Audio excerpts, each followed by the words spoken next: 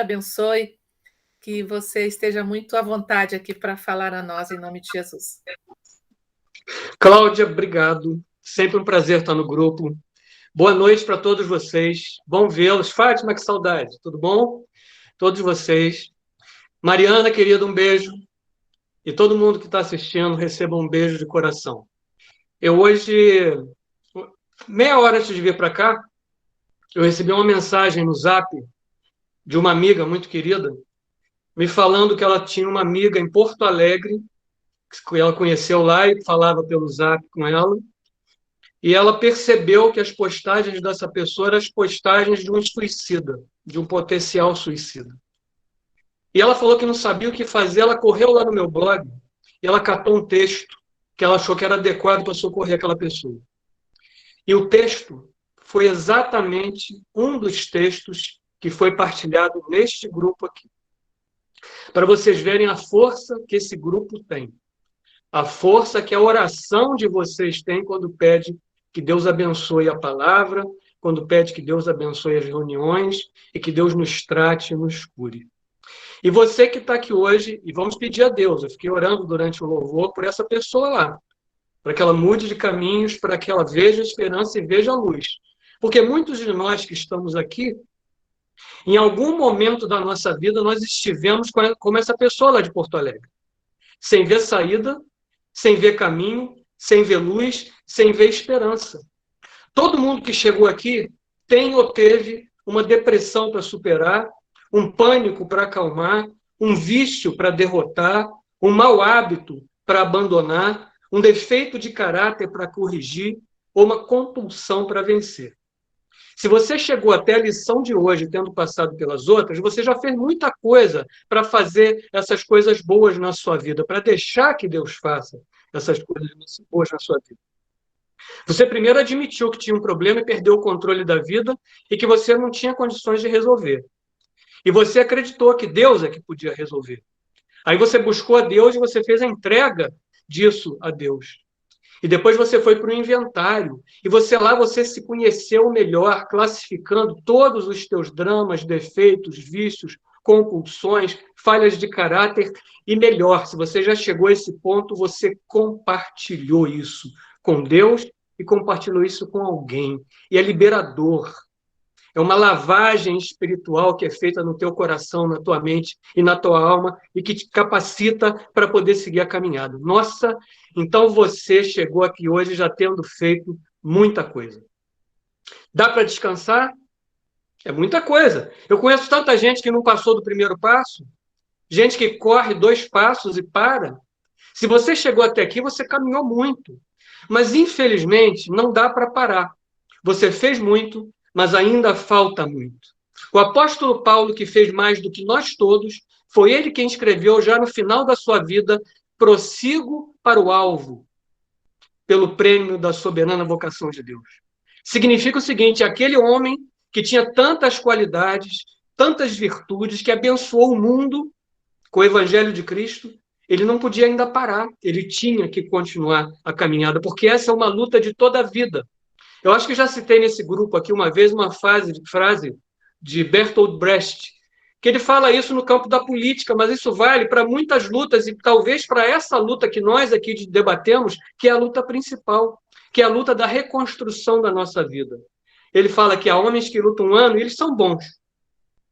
Há homens que lutam muitos anos e eles são melhores. Mas existem aqueles que lutam toda a vida.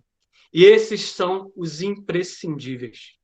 E no caso da busca da santidade na vida cristã, na busca de vencer compulsões, vícios, dramas e falhas de caráter, eu te falo que esses são os necessários, porque para sempre terão essa luta. Então, quando você pensa que já fez tudo nessa caminhada, sempre falta fazer um pouquinho. Nem que seja fazer aquele pouquinho que é muito esquisito, que é o desse passo, que ele tem muitas facetas. E uma das facetas do passo da prontidão é aquela faceta de quem exatamente já fez muita coisa, como o lavrador. Preparou a terra, preparou a semente, botou a semente, plantou, regou, e agora ele tem que esperar, ele tem que ficar em prontidão para defender das pragas, para fazer os tratos culturais, para tirar as ervas daninhas, para remover as falhas de caráter daquela lavoura, para que ela possa dar frutos. Por isso é que nós chegamos no passo 6, que é regido pelo princípio 5. E ele é conhecido, de acordo com a literatura do projeto, como aquele passo que separa os homens dos meninos. Ou, para ser menos machista, o que separa os adultos das crianças. Porque esse é o passo que diz se você realmente quer crescer, ou se você quer continuar sendo uma criança, do ponto de vista emocional, psicológico e espiritual. Está na hora de ser adulto. E esse é o passo em que você, para ser adulto, tem que responder: você está pronto? E o que é estar pronto? O passo 6 diz assim: dispusemo-nos inteiramente a deixar que Deus removesse todos esses defeitos de caráter. Aqueles que você relatou no seu inventário, aquelas compulsões que você compartilhou com alguém, aqueles vícios, aqueles maus hábitos, aqueles que te fizeram sentir em algum momento uma pessoa muito indigna, muito pobre, muito infeliz, talvez até muito suja em alguns momentos, talvez muito fraca. E aí, quando você chegou nesse momento, a Bíblia fala que é nesse momento que você cresce. Porque fala em Tiago 4,10 que quando você sente a sua indignidade perante o Senhor, que é santo, ele levanta você, ele te anima e ele te ajuda. Então, o que é a prontidão que nós precisamos tratar aqui agora? A prontidão é estar pronto, é se disponibilizar. E em 1 Pedro fala assim: estejam prontos para agir, continuem vigilantes e sejam obedientes para que vocês não voltem mais àqueles desejos, maus hábitos, falhas de caráter, vícios e compulsões que vocês tinham quando ainda eram ignorantes. Prontidão é um estado de estar pronto para fazer.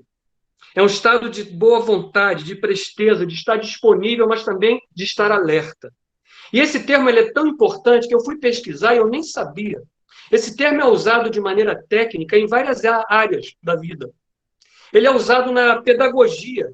Existe o termo prontidão para aprender. Você tem que ver que hora que uma criança está pronta para aprender, se ela tem desenvolvimento mental adequado, se os olhos dela têm uma percepção adequada, se ela tem uma habilidade mínima para entender símbolos e ela tem experiências que ela possa relacionar aos conteúdos que virão, se ela tem o desejo de aprender e se ela tem, enfim, uma maturação física, social, emocional, intelectual. Isso é a prontidão, uma série de coisas feitas antes do esforço de aprender. Tem também a prontidão alimentar. A criança já consegue ficar sentada, ela já não cospe mais o alimento que você bota na boca, ela já consegue efetuar movimentos de mastigação, ela tenta pegar alimento com a mão, ela está pronta para ser alimentada adequadamente com sólidos. Tem a prontidão para atividade física. Eu não sabia que chamava assim. Sabe quando você vai para a academia, aquele formulário que o examinador tem que preencher para ver se você pode fazer academia? Ali ele está fazendo um exame de prontidão, em que ele diz que a tua pressão está legal, que você não tem dores ósseas, não tem tonturas, que você não tem uma condição de saúde que inviabilize o teu esforço físico. Existe também em administração a prontidão para mudança organizacional. Tantas vezes mudanças organizacionais em empresas dão errado porque não foi feita essa preparação. As pessoas estão informadas sobre a proposta de mudança, elas aceitam emocionalmente aquela mudança, elas possuem as capacidades, os ajustes de rotinas foram feitos entre os setores, e tem aquela que a gente conhece muito, de ouvir falar, que é a prontidão militar, que é aquela tropa que está treinada, equipada, organizada, comandada, fardada, pronta para agir. Tem a prontidão médica, que é o plantão, equipe treinada, médicos aptos, aparelhos funcionando e senso de urgência para salvar vidas. Então, prontidão, você está vendo que ela é uma lista de pré-condições, de coisas realizadas, de tarefas cumpridas, para que você possa se declarar: estou pronto. E depois que você declara esta prontidão, vem o segundo momento da prontidão, que é um estado de alerta para você ouvir, perceber e aceitar um chamado, uma exigência ou um comando. E não só o estado de alerta para ouvir, mas a disposição para atender a um chamado, uma exigência ou um comando. E aí você? Você está pronto? Você cumpriu as tarefas? Admitiu que você tem problemas, que você é impotente para resolvê-los? Acreditou que Deus é que pode ajudar a resolver? buscou a Deus, entregou a sua vida, fez um inventário, compartilhou. Se você não fez, é que nem jogo de tabuleiro, volta 6 casas. Mas se você fez, essa é aquela casa em que você espere para jogar. Porque alguma coisa agora vai acontecer. A prontidão, ela é uma ação espiritual, que muitas vezes não exige uma ação física, um fazer, um caminhar, um levantar-se. É uma espécie de silêncio da terra semeada. Não parece uma ação, mas ela é uma ação espiritual. E para você se declarar pronto, você precisa fazer algumas coisas. E alguém já falou isso nessa reunião hoje. Que é um problema que muitos de nós têm. Que é abrir mão do controle. Eu, quando muito jovem, mais jovem, eu fazia sindicalismo, eu fazia política partidária, eu pregava e dirigia a escola dominical na igreja e tinha minha agenda de escola, e com isso eu tinha 3 agendas. E eu ficava tentando controlar minha vida pelas 3 agendas, e com isso eu adquiri uma mania de controle, porque eu não podia perder um horário, não podia perder uma prova, não podia perder um sermão, não podia perder uma reunião. E acontece que a gente aí acha, fica com a ilusão de que dá para controlar tudo. E não dá. Porque a gente passa, por necessidade do nosso controle, a querer controlar a vida dos outros também. E isso é um problema. Então a gente tem que abrir mão do controle, até porque os nossos problemas, muitas vezes, não somos nós que vamos dar a solução. Normalmente, não somos nós que vamos dar a solução. Eu enfrentei certa vez um tormento espiritual muito grande, em que uma pessoa muito amada e querida estava sendo assediada por situações espirituais muito graves e perigosas para a sua vida espiritual e para a sua vida física até. E eu fiquei tentando controlar, fiquei tentando resolver e pedi a Deus, quando eu vi que eu não resolvia, que Ele mandasse uma solução. Sabe a solução que Deus mandou? Ele escolheu uma pessoa de quem eu não gostava, uma pessoa que eu não queria ver nem pintada a ouro, e foi essa pessoa que foi o anjo que Deus chamou para resolver aquele problema. Foi para dar para nós a humildade, para mim, o senso de humildade, de aceitar que Deus faz as coisas do jeito dele. Ele é quem precisa, é quem pode controlar. Não significa com isso que você pode abandonar tudo também e cair naquele extremo Zeca Pagodinho. Deixa a vida me levar, vida leva eu. Não, seja responsável com a sua vida, meditando sobre cada passo e cada problema que acontece. Você aí, se você já passou pelas lições anteriores, você lembra do princípio 3, que diz assim: eu escolho confiar a minha vida, a minha vontade aos cuidados e ao controle de Cristo. Cristo é que tem controlado. A outra coisa importante para você adquirir prontidão para as mudanças que você precisa para se tornar uma pessoa feliz, porque, aliás, todos nós queremos ser felizes. E muita coisa falta para a gente ser feliz. A gente tem aspectos da felicidade. Se você é crente em Cristo, por exemplo, você tem a felicidade da salvação. Mas você pode ser salvo e ser infeliz na família. Você pode ter Cristo e ser infeliz no trabalho. Você pode ser infeliz com certos hábitos teus. E aí, de repente, quando você descobre essas verdades do grupo celebrando a recuperação, ou até mesmo quando você se converte, vem um entusiasmo tão grande, você quer fazer tudo correndo, e você quer que tudo se resolva desse jeito. É como se você quisesse, em vez de Deus, que Deus te dá um trabalho para você fazer dia a dia, a cada minuto, é como se você quisesse um mágico que estalasse os dedos e a tua vida virasse a maravilha que você sonha. Então vá com calma, porque as coisas têm um tempo para acontecer. Tem um provérbio russo que diz assim: você está atrasado? Vá mais devagar. Nós estamos todos atrasados. Somos pessoas aqui, todas nós, adultas, maduras, já passamos por empregos, talvez mais de um, passamos talvez por relacionamentos, quem sabe mais de um. Muitos aqui são pais, são mães, são até avós. Então nós estamos atrasados. Por quê? Porque isso tudo era para ter chegado antes na nossa vida, dentro de um mundo ideal. Mas como o mundo não é ideal e nossos pecados tornam o mundo imperfeito, nós estamos atrasados. Então vá com calma, porque leva tempo para consertar uma vida.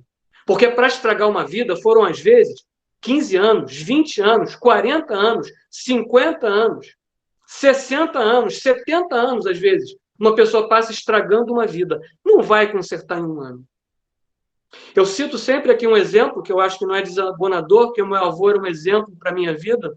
muito amado, muito querido, e era um cristão muito fiel. Mas meu avô é de um tempo, ele é da década de 10. Aliás, minto, ele é do século passado, meu avô já faleceu há muito tempo. E meu avô é de um tempo que, quando as igrejas começaram, não era problema nenhum a pessoa fumar. E meu avô adquiriu o hábito do fumo lá atrás, já crente, porque não era proibido, não era sequer visto com maus olhos. E meu avô lutou até o final da sua vida, quando ele morreu já octogenário, quase nonagenário, ele lutou com o vício do cigarro. Porque é difícil abandonar compulsões e vícios e problemas, pode demorar muito. E a mudança acontece, na verdade, um pouquinho de cada vez. Sabe, criança? Você tem lá seu neto, seu filho, e de repente você fica sem ver durante uma semana, durante um mês. E aí quando você vê de novo, cara, como é que cresceu? Como mudou? Como a voz mudou? Como o cabelo está grande? Como está mais bonito?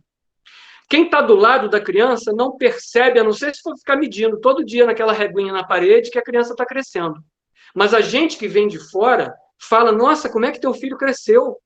E a pessoa aí, olha, poxa, não é que cresceu mesmo? Ela não tinha notado. É como o crescimento de uma flor que você não enxerga quando as pétalas se abrem, porque isso é invisível ao olho nu. Então lembre-se sempre que a queda no abismo é muito rápida, mas a subida é lenta. E você que está começando a ficar de pé, lembre do recado bíblico. Aquele que está de pé, cuide para que não caia. E a outra coisa que a prontidão nos exige é aceitar as mudanças. Como é difícil aceitar mudanças. E Deus vai tirar coisas de você. Deus pode tirar coisas que você ama muito. Para muita gente aconteceu de Deus tirar emprego. Para muita gente aconteceu de Deus tirar família. Para muita gente aconteceu de Deus tirar, às vezes, alguns comportamentos que você tem. Sabe o que Deus tira, às vezes, e que cria um problema sério para nós? Ele tira, muitas vezes, defeitos, que eles são tão marcados em nós, que eles se tornaram nossos traços de caráter. Eles se tornaram nossa identidade. E aí isso dá medo quando Deus começa a tirar. Por exemplo, a pessoa que tem resposta para tudo, não tem isso? Eu já fui uma pessoa assim, eu tinha resposta para tudo. Deus fala assim, cala a boca, está falando muito, fica quieto. Você tem que aprender que é hora do silêncio. Você está acostumado, às vezes, a ser aquele que, numa situação, você é o primeiro a agir, a tomar uma atitude. Deus fala, não, fica parado. É hora de você aprender a não fazer, para que outros façam. Às vezes você é aquele que exige de tudo, de todos e de você mesmo disciplina férrea.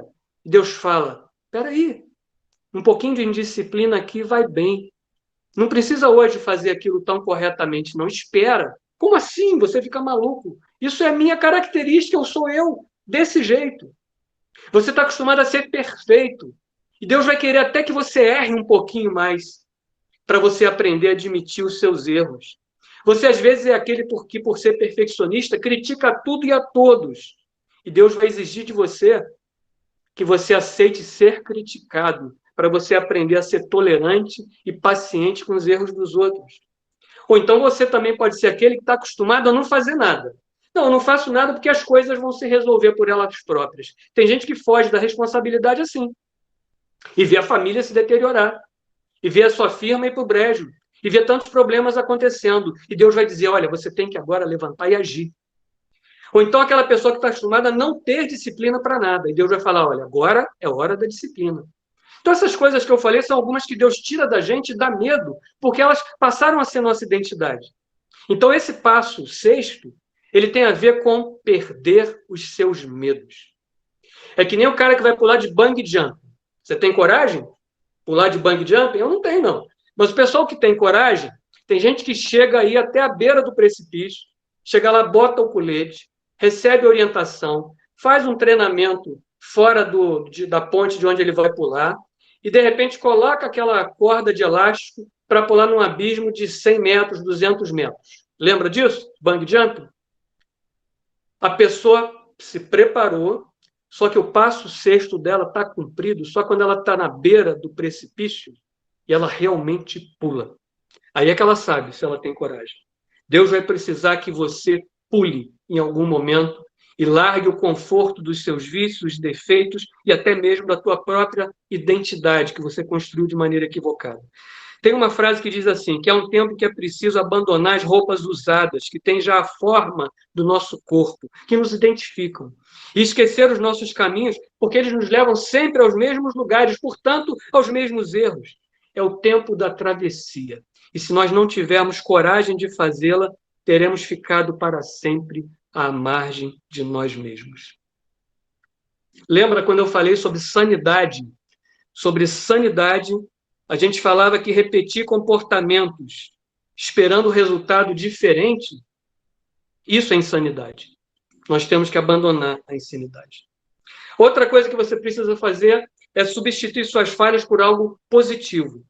E para isso você precisa definir corretamente as suas falhas. Por isso é tão importante o inventário. Porque a nossa autoimagem, o que nós achamos de nós mesmos, quem nós somos, é que define a saúde da nossa autoestima. Porque nós temos várias imagens. Nós temos aquela que a gente gostaria que as pessoas tivessem da gente. Geralmente é muito bacana essa imagem. Tem aquela que a gente acha que tem. Geralmente é melhor do que ela realmente é. Tem aquela que realmente a gente tem. Frequentemente ela não é muito boa. Tem aquela que o diabo quer que você tenha. A Bíblia fala que o diabo é o nosso acusador. Se você aceitou Cristo em seu coração e tem Ele como Salvador da sua vida e confessou seus pecados, os seus pecados estão perdoados. Se você pecar de novo, você confessa os seus pecados a Deus, que Ele perdoa pelo sangue de Jesus Cristo. Mas o diabo, que nos quer derrotados, sabe o que ele faz com você? Ele quer a tua baixa autoestima. Ele fica relembrando os teus erros. Erros, às vezes, de 20 anos atrás, de 15 anos atrás. Já perdoados, já esquecidos, já resolvidos, mas ele joga na tua cara. Mas tem também o que Deus tem como nossa imagem. Sabe a imagem que Deus tem da gente? Olha só, presta atenção nisso.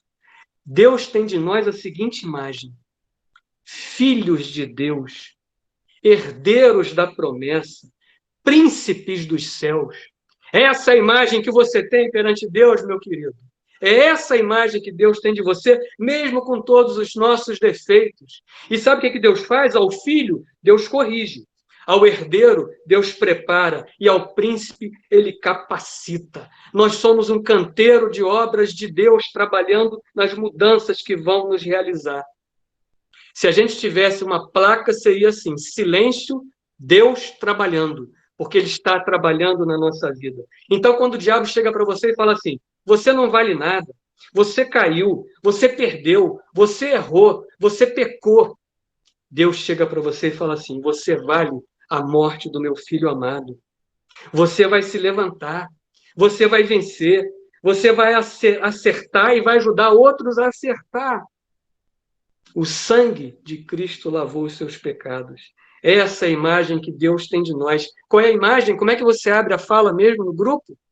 Eu sou um filho amado de Deus. É essa a imagem que você precisa ter. É essa a imagem que supera todos os problemas, todos os defeitos, todos os dramas, todas as lágrimas. É essa a imagem que vai te nortear na tua caminhada para você ser vitorioso. Eu tive que fazer um tratamento muito sério na minha autoimagem. Eu achava, porque tem que fazer isso corretamente. Eu vou dar um exemplo bobo. Bobo não, é sério, mas eu passei grande parte da minha vida achando que eu tinha insônia. E eu achava que tinha insônia, porque eu tinha insônia.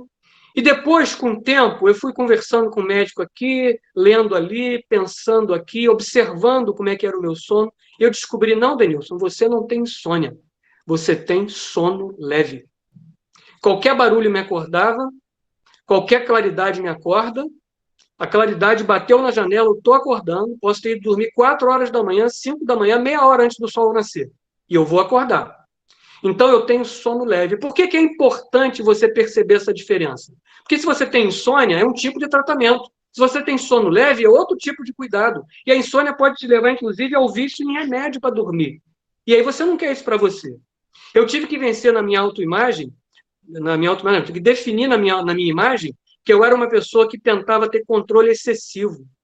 Cara, e eu descobri como é que a minha tentativa de controle me dava frustração, decepções, estragava relacionamentos, me levava à ira gratuita. Então eu tive que tratar essa questão do controle excessivo. Sabe um outro problema que muitos de nós aqui temos? E eu estou tentando vencer isso? eu tinha convicção de que eu era pau para toda obra.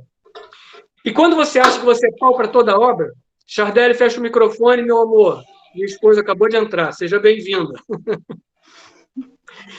Eu pau para toda obra. O que acontece? Você acha que você dá conta de tudo. Apareceu um problema, deixa que eu resolvo. Tem que fazer não sei o quê, deixa comigo. A família tá. Opa, beleza, comigo mesmo. Muitas vezes, sabe o que isso é? Isso, você sabe disso. Em algum momento do grupo você já debateu isso. Isso é um sentimento de desamor que você tem, de que você acha muitas. Pode ser várias coisas. Uma delas pode ser essa. Que você acha que não vai ser bem aceito pelo grupo, pelas pessoas, e aí você quer fazer tudo. No meu caso, é isso mesmo. Eu achava que era mal amado pelos grupos, pela família. E eu me tornei pau para toda a obra. Sabe qual é o problema disso? Você começa a fazer coisas que você não quer fazer. Você começa a fazer coisas que estão além da sua capacidade de fazer. Você começa a exercer uma falta de humildade, porque você fala assim, não, eu me garanto, eu dou conta. Garante nada, dá conta nada. Quantas vezes eu vi que não dava conta? Essa é a autoimagem que você gostaria de ter, a de que você se garante. E isso também leva ao estresse e leva ao fracasso. Agora, a outra coisa que acontece muitas vezes é aquela frase, depois que você começa a perceber seus defeitos, você vê que dá muito trabalho para mudar, você já deve ter conhecido alguém que falou, e talvez você tenha falado, porque eu falei para mim uma vez. Eu sou assim mesmo, quem me quiser tem que me aceitar como eu sou. Síndrome de Gabriela. Eu nasci assim, eu cresci assim, você sempre assim, sempre Gabriela. Não, não seja Gabriela. Defina as suas falhas, reconheça que precisa mudar e corrija essas falhas. E aí comece a colocar no lugar das falhas coisas positivas. Tem um versículo na Bíblia, em Mateus, em que Jesus fala com muita clareza. Quando um espírito imundo sai de um homem, ele passa por lugares áridos procurando descanso. Como não encontra, voltarei para a casa de onde saí. Chegando, ele encontra a casa desocupada, varrida e em ordem, pronta. Então ele vai e traz consigo 7 espíritos piores do que ele, que passam a viver ali, e a situação final desse homem é pior do que estava antes. Quando você começar a vencer teus defeitos e falhas de caráter, ponha coisas boas no lugar. Se você, por exemplo, sei lá, tem vício de cigarro, tenta trocar o cigarro pelo exercício. Se há fofoca, troca a fofoca pelo cântico. Se há lamúria, troca a lamúria pelo louvor. Se há ira, troca pela meditação. Se é o pânico, troca o pânico pela oração. Se é a ansiedade, troca a ansiedade pelo crochê. Se é o pessimismo, troca pela fala positiva. Se é a rede social viciante, troca pela leitura de livros. Coloca algo positivo no lugar. O segredo da mudança não está tanto em focar a tua energia nessas coisas que você quer deixar no passado. Você tem que abandoná-las, mas não fica ruminando. Coloca coisas novas no lugar. Agora, tem uma frase que é atribuída a Freud, eu vi na internet, não vi na literatura, por isso eu nunca tenho certeza do que eu cito, que a fonte é a internet, mas que diz assim, que a mudança só acontece quando a dor de mudar é menor do que a dor de permanecer o mesmo. E aí eu vou te dar um conselho. Não espera a dor crescer tanto até o ponto do desespero, porque aí fica muito mais difícil mudar quando você está desesperado. E aí vem o passo seguinte, que é submeter-se ao crescimento. Submissão é rendição, é obediência. Em Tiago 4,10 diz que você precisa se humilhar diante de Deus e aí ele vai te exaltar. Deus não te deixa ficar humilhado com a cara na lama, caído lá para ser zombado pelos outros, não. Ele vai te colocar nos tronos que ele preparou para você, porque você é príncipe dos céus, você é filho ou filha amada de Deus. Você lembra de José do Egito, que foi vendido pelos irmãos como escravo? Tá, José do Egito como escravo, ele podia ficar num canto da cela da prisão dele, se lamuriando, chorando, se lamentando, não. Ele aceitou a condição dele de escravo. E ele viu que precisava sobreviver ali. E ele passou a dar o seu melhor. E ele se destacou dentre os escravos. E aí você, não vou contar a história toda aqui, isso é assunto para um sermão. Em algum momento, José de escravo se tornou o governante principal do Egito. Deus preparou no escravo o governante. Agora, uma coisa que você precisa fazer, sabe o que é também? E que a gente gosta de fazer. Não aceite a procrastinação. Aquela famosa arte de deixar para depois. Se eu posso deixar para amanhã, por que eu vou fazer hoje, né? E o segredo para isso é se você precisa criar um novo hábito e você não gosta muito dele, por exemplo, você foi no médico e ele falou que você precisa fazer exercício físico. Combina isso com uma coisa que você gosta. Tem até um nome em psicologia, que a Cláudia talvez saiba para isso, eu não vou lembrar agora. Mas eu vou dar um exemplo meu. Para tentar jogar videogame, tentar ganhar uma vez na vida ou estar na morte do meu neto, eu jogo FIFA. É um videogame de futebol. E aí, o que eu faço? Eu vou para a minha bicicleta ergométrica com FIFA na mão. Apoio as mãos na ergométrica e eu já faço isso há muitos anos. E fico jogando FIFA. Então, eu faço uma coisa que é divertida com uma coisa que é muito chata, porque pedalar sem sair do lugar é muito chato, né? Então, combina na tua vida coisas assim. E aí você vai precisar também lidar com emoções negativas que levam você, muitas vezes, a evitar aquela tarefa de mudança, porque ela pode causar em você ansiedade, insegurança, medo de rejeição, medo do fracasso e até medo do sucesso. Se você é uma pessoa tímida, por exemplo, se as coisas dão certo, você, de repente, não vai... Acho que eu já contei uma vez no grupo também, que eu pregava meus sermões e eu tinha um problema de timidez, eu sou uma pessoa muito tímida, e eu não gostava de ir para a porta ficar recebendo cumprimentos. Porque eu ficava lá, as pessoas, quando tinham gostado, ficavam falando, que bacana, que legal, não sei o quê, que Deus te abençoe, Deus te usou para me abençoar. E eu me sentia mal com aquilo. Então, de certa forma, entre aspas, porque o sucesso não é do pregador, é do Espírito que usou, mas era um medo de ter sido um bom instrumento, porque aquilo me expunha e eu era uma pessoa muito tímida. E aí você não faz uma coisa que tem que fazer, que é ser educado com as pessoas e dar a chance das pessoas compartilharem com você o que Deus realizou na vida delas. E o meu egoísmo, durante muitos anos, me impediu de ir para a porta receber cumprimentos e abraços. E hoje eu vou com muita alegria, porque eu sei que isso faz parte do meu processo de cura, e a pessoa que partilha uma experiência obtida no sermão, ela está também exercendo parte do processo de cura dela, porque ela está partilhando uma novidade que ela adquiriu.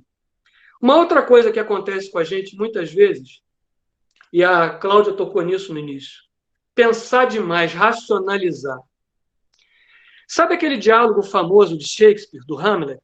Ser ou não ser, eis a questão. É o diálogo mais famoso do teatro universal. As pessoas, talvez muita gente não tenha percebido, que esse diálogo trata exatamente do excesso de razão. Tem, inclusive, uma frase no diálogo que é a seguinte: o excesso, no final, Hamlet conclui, ao final desse diálogo, não, desse monólogo. Ao final do monólogo, ele conclui: o excesso de razão nos faz covardes. E diz mais: quando se deixa de fazer o certo na hora adequada, corre-se o risco de fazer o errado na hora imprópria. Quem já assistiu Hamlet no cinema, no teatro ou já leu, deve lembrar que Hamlet é uma das tragédias mais trágicas de Shakespeare. Vou dar spoiler para quem nunca viu, mas é uma peça conhecida. No final morre todo mundo. É uma carnificina no palco.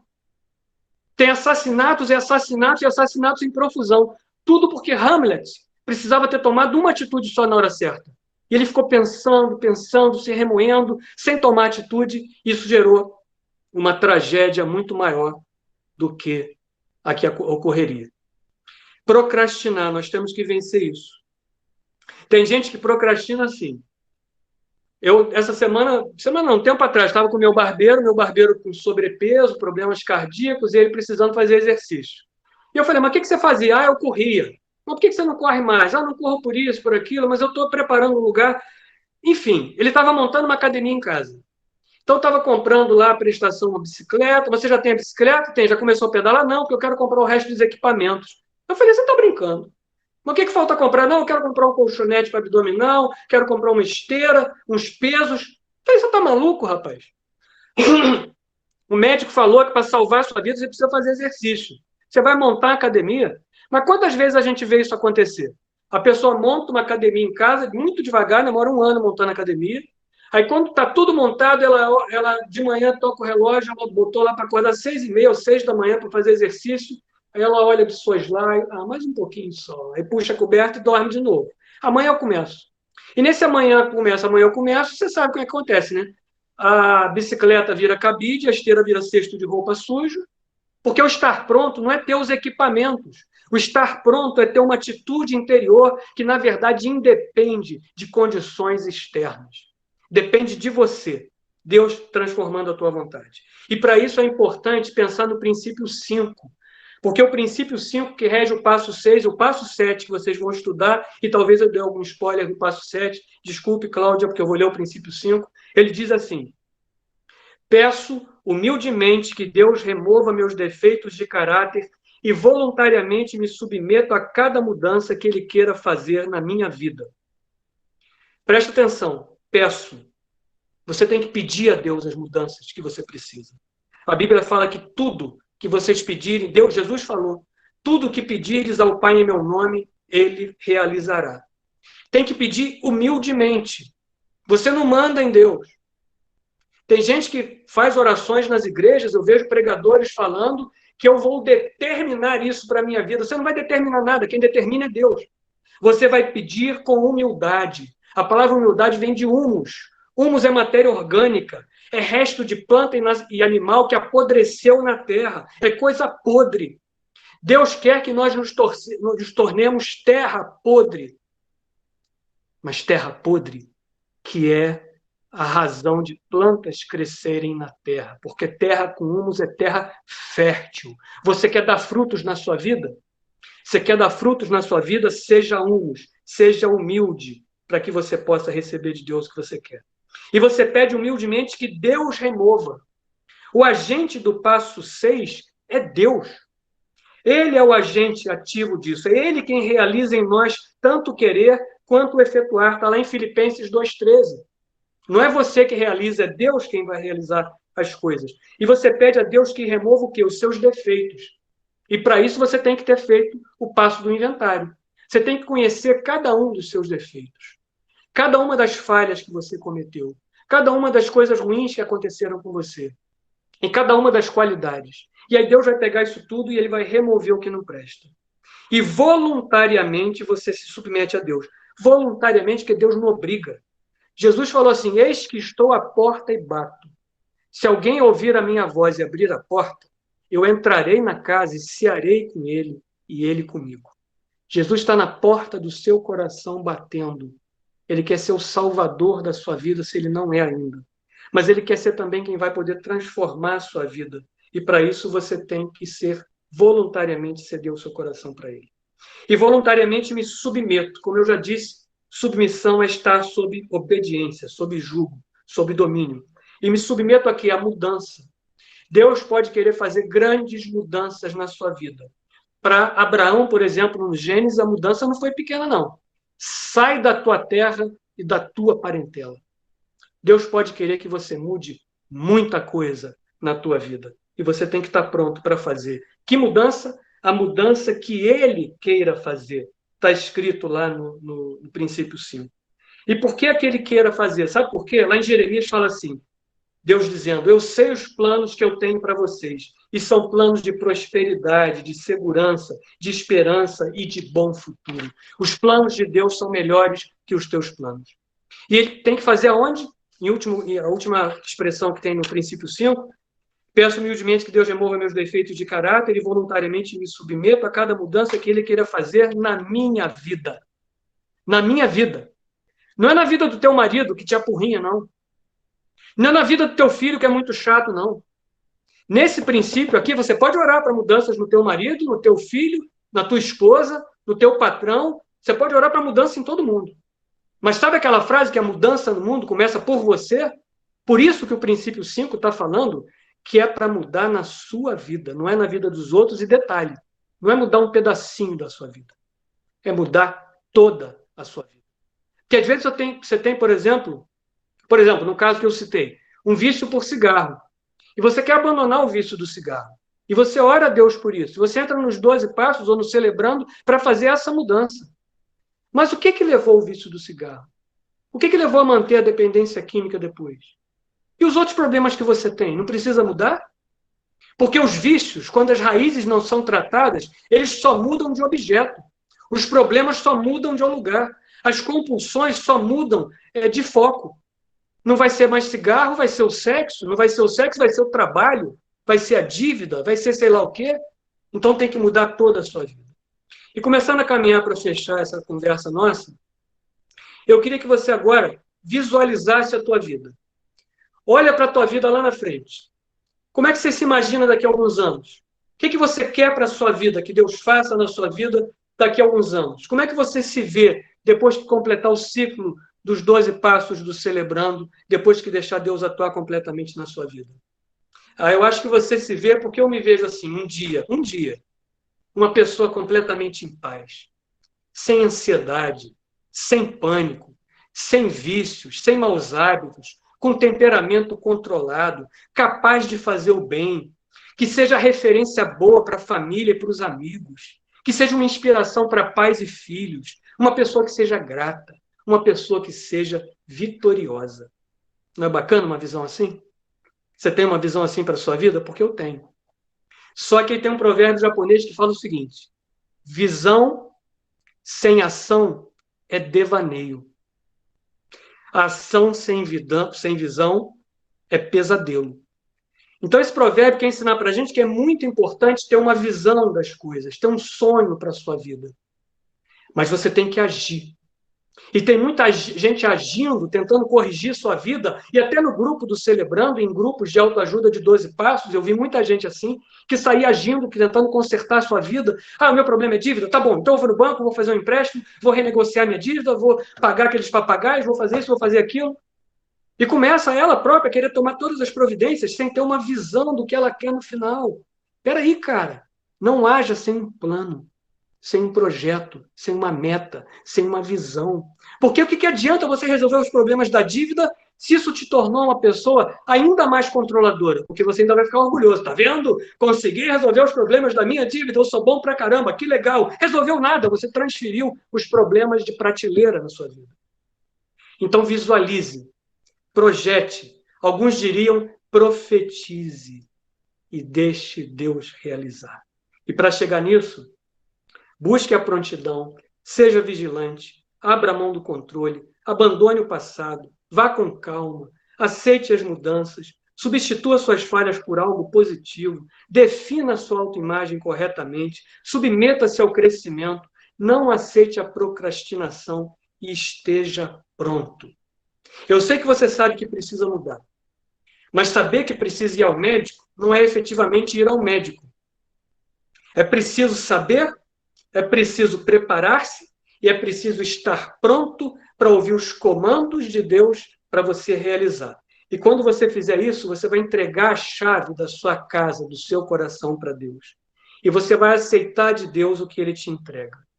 E Deus, às vezes, entrega coisas que você não espera. Tem uma fábula que é aquela que a pessoa pediu uma flor e uma borboleta para Deus. E Deus deu para a pessoa um cacto e uma lagarta. Um cacto e a pessoa ficou frustrada. Nossa, mas que planta espinhenta, ainda machuca. Só que ela dá flor um dia. Uma lagarta, que bicho feio, fica tropicando nesse monte de perna. Só que um dia ela ganha asas e vira borboleta. É assim que Deus vai fazer com você. Você vai ganhar pétalas. E você vai ganhar asas para voar. Como a pérola. Você sabe a história da pérola. Entra um grão de areia numa ostra, uma pedrinha, um caco de concha, e aquilo irrita a carne da ostra que está lá dentro. E como aquilo irrita, aquilo é uma falha, aquilo é um defeito, aquilo é uma irritação, aquilo é um vício, aquilo é uma compulsão, aquilo é algo que precisa ser abandonado. Deus deu para a ostra uma coisa chamada nácar. E o nácar começa a ser secretado pelo organismo da ostra. E ele começa a envolver aquele grão de areia, aquele defeito, aquela qualidade ruim, aquele vício, aquela compulsão, e uma camada de nácar, outra camada de nácar, outra camada de nácar, e um dia você tem uma pérola de alto valor. Aquela coisa pior que você tem na sua vida pode se transformar numa pérola de alto valor. Você, para Deus, já é uma pérola de alto valor. E eu queria terminar lendo um texto que eu fiz agora há pouco, que diz assim: como os ipês que em agosto vão florescer muitas cores, esteja pronto. Como o acorde guardado em silêncio no violino, já sob os dedos do artista, esteja pronto. Como a lua, cuja prata no breu da noite vai inspirar 1000 poetas, esteja pronto. Como a ostra, que na lágrima de nácar prepara seu redondo tesouro, esteja pronto. Como um príncipe dos céus, através de quem Deus vai semear maravilhas na terra, esteja pronto. Como a vida a ser transformada, que vai brotar primaveras, música, poesia, pérola e milagres, esteja pronto. Para a plenitude da existência, esteja pronto. Para ser feliz, esteja pronto. Como um filho amado de Deus. Meu nome é Denilson, sou um filho amado de Deus. Muito obrigado por me ouvirem. Que Deus abençoe a todos.